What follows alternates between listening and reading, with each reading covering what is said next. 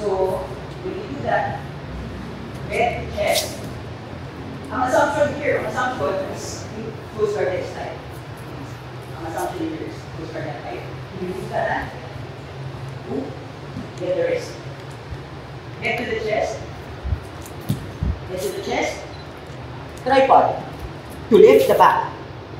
And then, put the arm inside. And then grab it here. Now, when you grab it, when you feed the other arm, you grab it.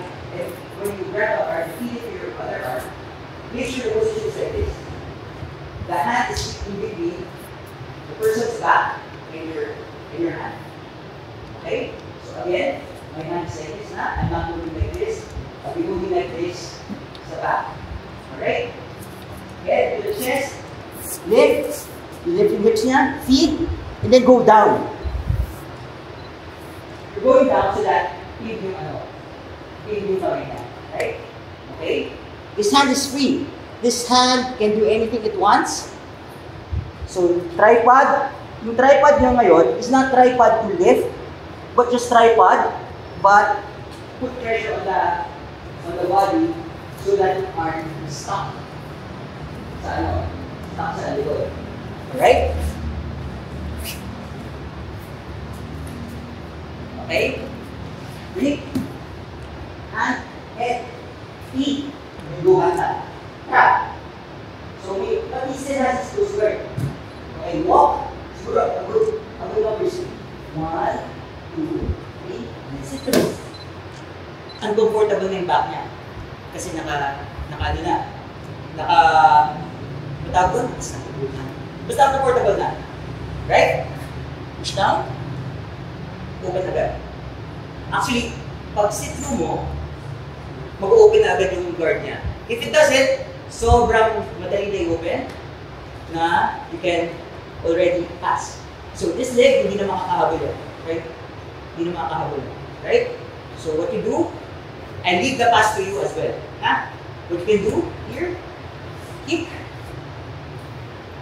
pass, or dito tayo, hook, and then pass. Or, tamad kayo, jump, and then pass. You're here, you dive in, just gonna try to push your face off. Ito, like this. Ito, wala magagawa tayo kasi nakatrap. So here, pag nakita niya na, uy, grab, feed, Americana grip. Correct? Now, sa Americana grip, I want you to put your hand here, below the wrist line. And there's a reason for that. If you're used to doing the Americana here, it's fine. But for the purpose of this seminar, grip here. Here. Just below the wrist line. Alright? There's a reason why we're doing that. Okay? So, wait. Dive here. Then grab here. Para medyo flexible kayo. Just gonna push your head, grab, feed. Dito, wrist line. Alright? Americana grip. Pull down. So, masasabi ko siya with the Americana. If he doesn't tap, he'll open his guard. And he'll open his. But, and the reason why I'm asking you to put your hand here is because once you're here, hindi niya in-open yung guard, hindi niya siya nag-submit kasi it's not a proper Americana. It's over the head. The proper Americana is this. But if you go over the head with this, that's why I never remove my Americana. For those who rode with me, I never removed the cross face. Yeah? If hindi pa rin siya nag-open ng guard, ayaw na mag-submit, flexible yung shoulder. Your shoulder goes on his elbow, driving for the wrist lock. Gets?